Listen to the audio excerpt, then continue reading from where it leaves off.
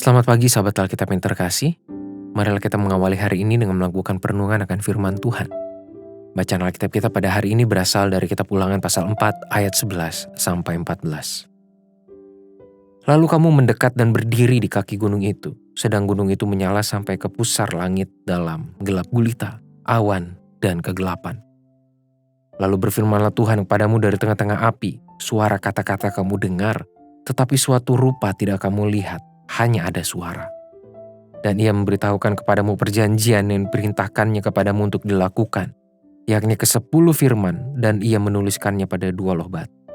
Dan pada waktu itu aku diperintahkan Tuhan untuk mengajarkan kepadamu ketetapan dan peraturan, supaya kamu melakukannya di negeri kemana kamu pergi untuk mendudukinya. Sahabat Alkitab, salah satu batasan kemampuan fisik manusia adalah persoalan penglihatan dalam gelap. Secara desain, fungsi mata manusia tidak dipersiapkan untuk melihat dalam gelap gulita. Beda halnya dengan beberapa mata hewan nokturnal yang mampu beraktivitas secara efektif dalam kondisi yang tanpa cahaya sekalipun. Itulah mengapa tubuh manusia hanya dapat berfungsi secara efektif pada siang hari, terkhusus dalam kondisi terang. Cobalah Anda bayangkan, Anda harus menulis, berjalan, bahkan menjahit dalam gelap gulita. Bukankah hal itu sangat berpotensi menimbulkan kesalahan atau justru beresiko besar menimbulkan celaka? Pada perikop ini, kita pun sedang menyaksikan catatan pengalaman bangsa Israel pada momen awal mengalami perjumpaan dengan Tuhan. Hal yang menarik adalah ketika perjumpaan itu tidak dialami secara visual. Secara tegas dituliskan bahwa dari seluruh umat Israel tidak ada seorang pun yang melihat sosok Tuhan. Satu-satunya kehadiran visual yang disaksikan secara komunal adalah api yang menyelimuti Gunung Horeb. Perjumpaan umat Israel dengan Tuhan pun menjadi sebuah pengalaman penuh misteri yang menitik beratkan pada praktik mendengar. Pendengaran akan firman Tuhan itulah yang menjadi pengalaman penuh makna, tidak hanya pada saat terjadinya peristiwa itu, tetapi untuk selama-lamanya dalam perjalanan hidup bangsa Israel sebagai umat Tuhan.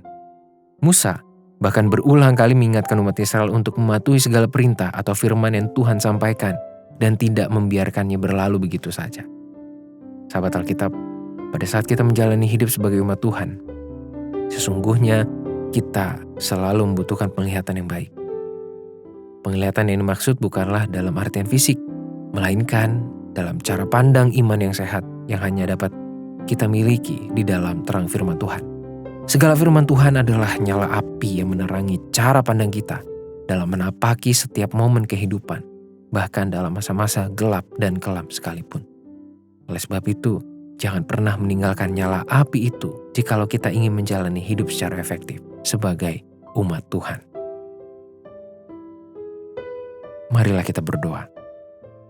Tuhan, terima kasih untuk kehadiran firman Tuhan yang pada hari ini kami dengarkan. Terima kasih untuk kehadiran firman Tuhan yang sudah berulang kali kami terima di sepanjang kehidupan kami sampai detik ini. Dan terima kasih untuk kehadiran firman Tuhan melalui Alkitab yang dapat kami akses. Dan terima kasih untuk kehadiran firman Tuhan yang akan kami dapatkan di masa-masa mendatang. Tolonglah kami untuk selalu mematuhi dan mendengar firman Tuhan itu. Karena hanya melalui firman Tuhan itulah kami memiliki cara pandang yang sehat. Kami dapat memiliki hidup dalam terang. Hanya dalam nama Tuhan Yesus kami berdoa. Amin.